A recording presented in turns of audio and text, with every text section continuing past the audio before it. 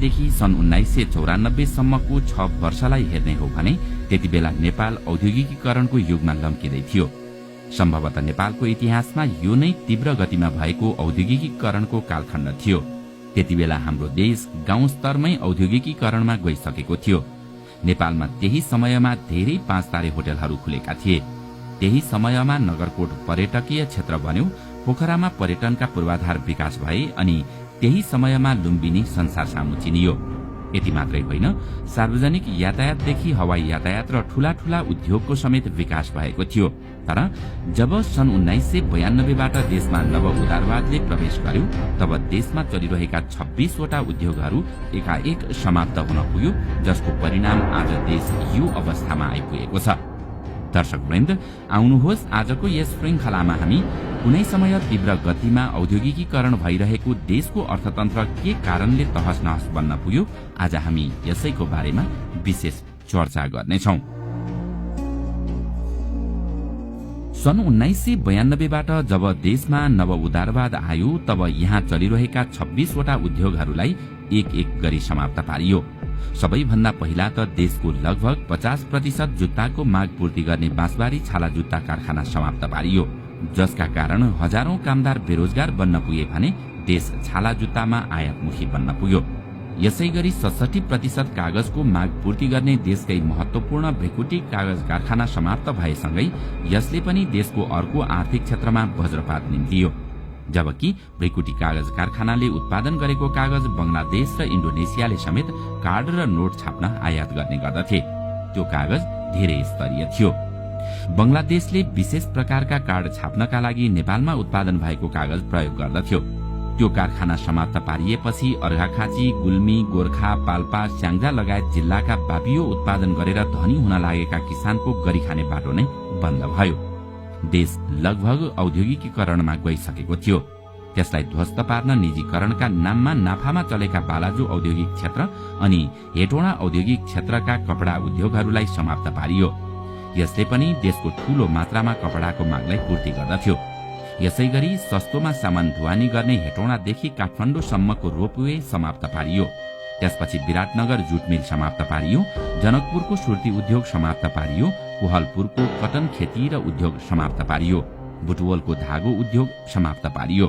पूर्ण गतिमा सञ्चालनमा रहेका उद्योग धन्दा एकपछि अर्को गर्दै ध्वस्त पारियो। विराटनगरका जुट मिल बन्द भएपछि झापा, मोरङ, सुनसरी र उदयपुरसम्मका सनपाट उत्पादन गर्ने किसानको रोजीरोटी नै बन्द हुन पुग्यो, जहाँबाट मानिसहरूले मनग्गे पैसा कमाइरहेका थिए।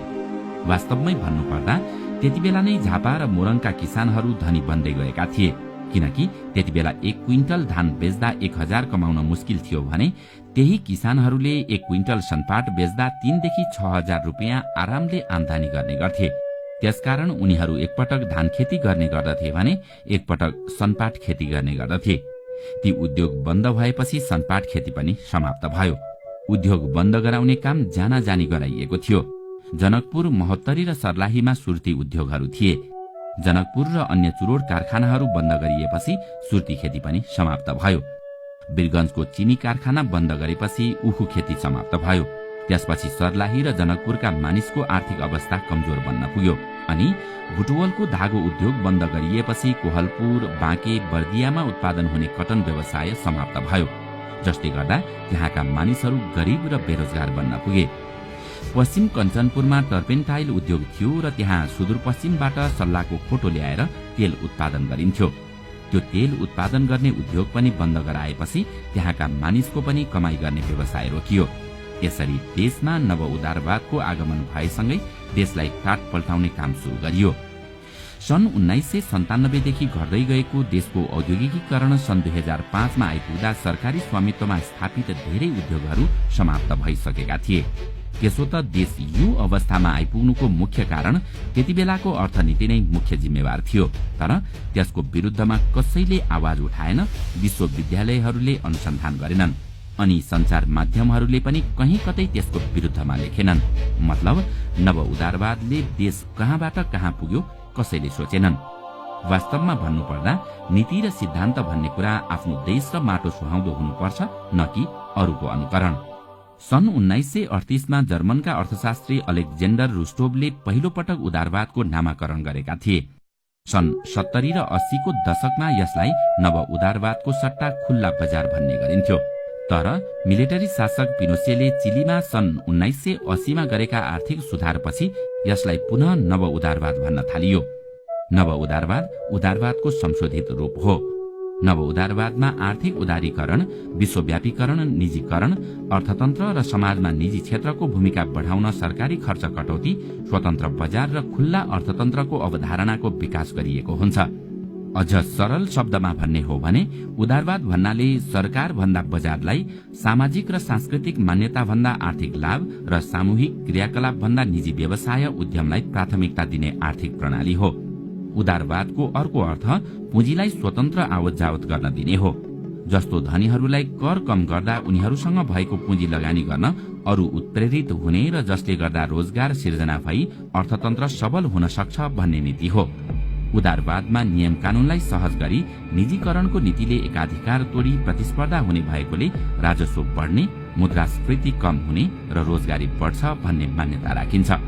स्वतन्त्र व्यक्ति र स्वतन्त्र बजार, राजनीतिक र आर्थिक दुवै क्षेत्रमा मानिसले स्वतन्त्रता पाउनुपर्छ भन्ने विचारधारा नै उदारवाद हो। तर विडम्बना, त्यो स्वतन्त्रता कसरी बिस्तारै घाँटी निमोट्ने प्रतिस्पर्धामा विकसित हुन्छ र मानिस चर्को वर्ग विभेदको शिकार हुन्छन् भन्ने कुरामा यस विचारधाराले खासै चासो राख्दैन। उदारवादी विचारधारामा राजनीतिक स्वतन्त्रतालाई लोकतन्त्र र आर्थिक स्वतन्त्रतालाई बजार अर्थव्यवस्थाले व्यक्त गर्दछ। नेपालमा नव उदारवाद। आजको समयमा नव उदारवाद संसारको केही सीमित देश बाहेक सबै देशहरूमा प्रवेश गरिसकेको छ। कुनै समय बेलायतले जसरी नव उदारवादको अवधारणा अँगाल्दा आर्थिक विकास गर्न सफल भयो, वर्तमान समयमा नेपालले पनि त्यही अवधारणा हुबहु अँगाल्दा आर्थिक विकास हुन्छ भन्नु बिल्कुल गलत हो। किनकि नेपालमा बेलायतको जस्तो आर्थिक पूर्वाधारको विकास भएको छैन। किन्सको सिद्धान्तमा बेलायतले सन् 1945 देखि 1970 सम्म व्यापक आर्थिक सुधार गरी आर्थिक वृद्धि गर्न सफल भएको थियो। तर अब अहिलेको समयमा नेपालले यही सिद्धान्तमा टेकेर विकास गर्छु भन्नु लासा जाने कुतीको बाटो भने जस्तै हो।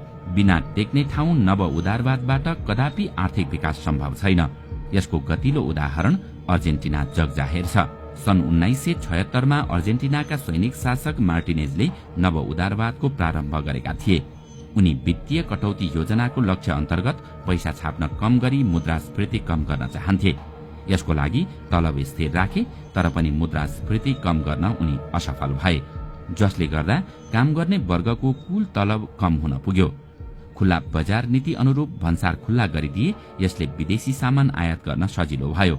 तर यसको सबैभन्दा ठूलो असर अर्जेन्टिनाका घरेलु उद्योगमा पर्न गयो, जसले आयातित वस्तुहरूमाथि प्रतिस्पर्धा गर्न सकेनन्। जब वित्तीय क्षेत्रको नियन्त्रणमा कमी गरियो, तब यसले छोटो अवधिको लागि आर्थिक वृद्धि त ल्यायो, तर केही समयपछि सबै पुँजी अमेरिकातर्फ पलायन भयो। नव उदारवादको नीतिले गर्दा अर्जेन्टिनामा सन् 1975 मा 9% भएको गरिबी बढेर सन् 1982 मा 82% सम्म पुग्यो। सायद धेरैलाई थाहा नहोला, नेपालमा नव उदारवाद भित्रिनु अघिसम्म नेपालले अफगानिस्तान, इरान, क्युबा लगायतका देशमा चामल बेच्थ्यो। त्यति बेलासम्म पनि हामी तरकारी बाहिर पठाउँथ्यौं, मासु विदेशमा निर्यात गर्दथ्यौं। हो, त्यति बेला नेपालमा पञ्चायतको शासन थियो। त्यति बेला वाक स्वतन्त्रता थिएन, तर हामी हाम्रै घरेलु उत्पादनमा निर्भर थियौं। नव उदारवादपछि देशमा अनेक थरी राजनीति भित्रियो। जनताले लोकतन्त्र त ल्याए, तर देश झनै छाडातन्त्रमा गयो, जसले जति बेला जे बोले पनि हुन्छ भन्ने भयो, बोलीको कुनै महत्व रहेन। जसले जे गर्दा पनि हुन्छ भन्ने भयो, कसैको नियन्त्रणमा कोही रहेन। नव उदारवादको असर देशको घरेलु उत्पादन समाप्त हुन पुग्यो। राज्यको मुख्य आय नै विदेशी वस्तुमाथि लगाइने कर बन्न पुग्यो, जसको असर नागरिकहरूले एउटै वस्तुमा कैयौं पटक कर तिर्नुपर्ने अवस्थाको सिर्जना भयो। नव उदारवादको असर यस्ता राजनीतिक दल आफ्नो फाइदाका लागि आफ्नो विचारधारा डस्टबिनमा फ्याँक्न तयार भए। यस्तो लाग्छ कुनै समय उनीहरूको नारा समाजवाद र साम्यवाद फगत जनताका अघि राखिएको बिक्रीको माल थियो। जब उनीहरू सत्तामा पुगे, तब उनीहरूको विचारधारा एकाएक तुहिन पुग्यो। यसको ताजा उदाहरण त हामीले पछिल्ला गठबन्धनहरू नै देख्न सक्छौं। कांग्रेसले समाजवादको राजनीति समाप्त पार्यो भने कम्युनिस्टले मार्क्सवाद लेनिनवादको विचारधारा नै बिर्सिन पुगे। न आज कांग्रेससँग आफ्नो विचारको बीच छ, न त यता कम्युनिस्टसँग